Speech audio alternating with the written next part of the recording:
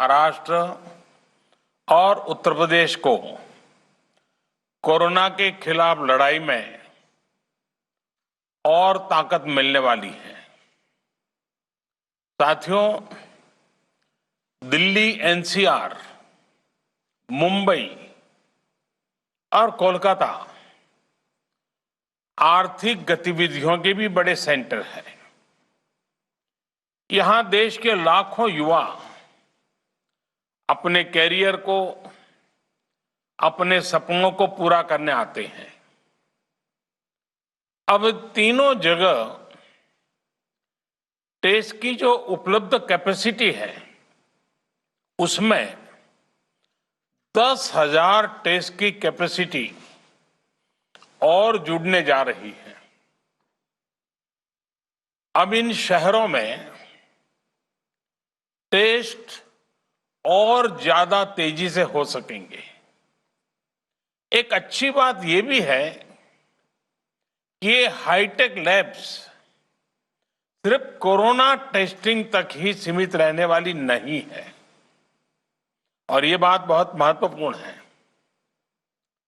भविष्य में hepatitis B और सी, एचआईवी, डेंगू सहित अनेक बीमारियों की टेस्टिंग के लिए भी इन लैब्स में सुविधा उपलब्ध कराई जाएगी। ऐसी व्यवस्थाएं तैयार करने के लिए Indian council of medical research ICMR और उससे जुड़े दूसरी संस्थाओं से सभी साथियों को भी मैं बहुत बहुत बधाई देता हूं। साथियों, देश में जिस तरह सही समय पर सही फैसले लिए गए, आज उसी का परिणाम है कि भारत अन्य देशों के मुकाबले काफी संभली हुई स्थिति में है। आज हमारे देश में कोरोना से होने वाली मृत्यु बड़े बड़े देशों के मुकाबले काफी कम है। वहीं हमारे यहां रिकवरी रेट अन्य देशों के मुकाबले बहुत ज्यादा है और दिनों दिन सुधार भी हो रहा है। आज भारत में कोरोना संक्रमित होने के बाद ठीक होने वालों की संख्या करीब करीब 10 लाख पहुंचने वाली है। साथियों, कोरोना के खिलाफ इस बड़ी और लंबी लड़ाई के लिए सबसे महत्वपूर्ण था कि देश में तेजी के साथ कोरोना स्पेसिफिक हेल्थ इंफ्रास्ट्रक्चर का निर्माण हो। इसी वजह से बहुत शुरुआत में ही केंद्र सरकार ने 15,000 करोड़ रुपए के पैकेज का ऐलान कर दिया था। आइसोलेशन सेंटर हो, कोविड स्पेशल हॉस्पिटल हो, टेस्टिंग, ट्रेसिंग और ट्रैकिंग से जुड़ा नेटवर्क हो, भारत ने बहुत ही तेज गति से अपनी क्षमताओं का विस्तार किया। आज भारत में 11,000 से ज्यादा कोविड फैसिलिटीज हैं, 11 लाख से ज्यादा आइसोलेशन बेड्स हैं। साथियों, जनवरी में हमारे पास कोरोना के टेस्ट के लिए जहां मात्र एक सेंटर था, आज करीब 1300 लैब्स पूरे देश में काम कर रही है। आज भारत में 5 लाख से ज्यादा टेस्ट हर रोज हो रहे हैं और आने वाले हफ्तों में इसको 10 लाख प्रतिदिन करने की कोशिश हो रही है। साथियों, कोरोना महामारी के दौरान हर कोई सिर्फ एक ही संकल्प के साथ जुटा है और वो संकल्प है एक एक भारतीय को बचाना है। इस संकल्प ने भारत को हैरतअंगेज परिणाम दिए हैं।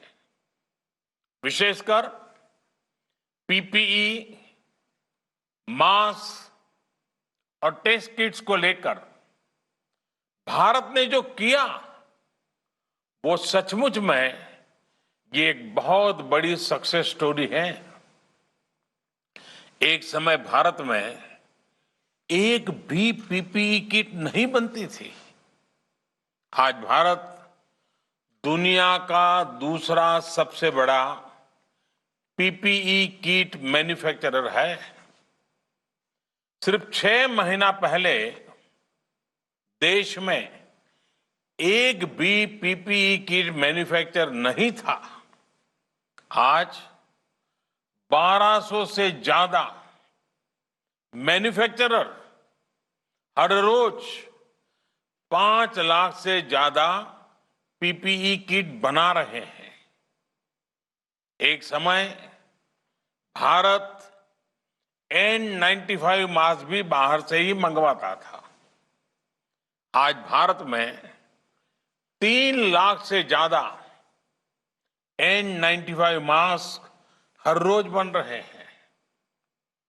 एक समय था जब भारत वेंटिलेटर्स के लिए भी दूसरे देशों पर निर्भर था। आज भारत में हर साल 3 लाख वेंटिलेटर बनाने की प्रोडक्शन कैपेसिटी विकसित हो चुकी है। इस दौरान मेडिकल ऑक्सीजन सिलेंडर्स के प्रोडक्शन में भी काफी मात्रा में वृद्धि की गई है।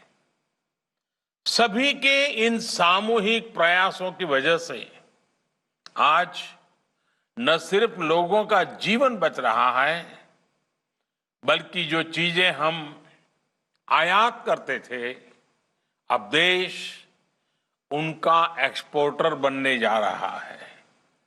साथियों, इतने कम समय में इतना बड़ा फिजिकल इंफ्रास्ट्रक्चर खड़ा करना कितनी बड़ी चुनौती रही है, इससे भी आप भली भांति परिचित है। एक और बड़ा चैलेंज था कोरोना के खिलाफ लड़ाई के लिए देश में ह्यूमन रिसोर्स को तैयार करना। जितने कम समय में हमारे पैरामेडिक्स, आशा वर्कर्स, एएनएम, आंगनवाड़ी और दूसरे हेल्थ और सिविल वर्कर्स को ट्रेन किया गया, वो भी अभूतपूर्व है। आज अगर भारत की कोरोना से लड़ाई को देखकर दुनिया अचंभित है, बड़ी बड़ी आशंकाएं गलत साबित हो रही हैं, तो उसका एक बड़ा कारण हमारे ये फुट सोल्जर भी है। साथियों, कोरोना के खिलाफ लड़ाई में आज हम उस स्थिति पर आ पहुंच चुके हैं जहां हमारे पास जागरूकता की कमी नहीं है। साइंटिफिक डेटा का विस्तार हो रहा है, संसाधन भी बढ़ रहे हैं। अब हमें राज्य के स्तर पर, जिला, ब्लॉक और गांव के स्तर पर डिमांड और सप्लाई के मैनेजमेंट को और चुस्त दुरुस्त करना है, मजबूत करना है। हमें मिलकर नया हेल्थ इंफ्रास्ट्रक्चर तैयार करना ही है, जो हमारे पास गांव-गांव में सरकारी और प्राइवेट डिस्पेंसरीज हैं, क्लिनिक हैं, उनको ज्यादा सक्षम भी बनाना है। ये हमें इसलिए भी करना है ताकि हमारे गांवों में कोरोना से लड़ाई कमजोर न पड़े। अभी तक गांवों ने इसमें बहुत अच्छा प्रदर्शन किया है और इसके साथ ही हमें इस बात का ध्यान रखना है कि हमारे कोरोना योद्धा किसी तरह की थकान का शिकार न हो। हमें नए और रिटायर्ड जो भी प्रोफेशनल्स इस सेवा के लिए आगे आना चाहते हैं, ऐसे प्रोफेशनल्स को हेल्थ सिस्टम से जोड़ने के लिए भी लगातार काम करना होगा। साथियों, आने वाले समय में बहुत सारे त्योहार आने वाले हैं। हमारी ये उत्सव उल्लास का कारण बने, लोगों में संक्रमण न फैले, इसके लिए हमें हर सावधानी रखनी है। हमें ये भी देखते रहना होगा कि उत्सव के इस समय में गरीब परिवारों को परेशानी ना हो। प्रधानमंत्री गरीब कल्याण अन्न योजना का लाभ हर गरीब परिवार तक समय पर पहुंचे, हमें ये भी सुनिश्चित करना है। साथियों, हमारे देश के टैलेंटेड वैज्ञानिक कोरोना वैक्सीन के लिए तेजी से काम कर रहे हैं, लेकिन जब तक कोई प्रभावी दवा या वैक्सीन नहीं बनती, तब तक मास्क, 2 गज की दूरी, हैंड सैनिटाइजेशन की हमारा एकमात्र विकल्प है, एक प्रकार से एकमात्र हथियार है। हमें खुद भी बचना है और घर में छोटी बड़ी आयु के सभी परिजनों को भी बचाना है। मुझे विश्वास है कि कोरोना के खिलाफ लड़ाई हम सभी मिलकर लड़ेंगे भी और जीतेंगे भी। एक बार फिर इन हाईटेक सुविधाओं के लिए बहुत बहुत बधाई देता हूं। आप सबका भी हृदय से बहुत बहुत आभार व्यक्त करता हूं। तो आप देख रहे थे सीधा प्रसार।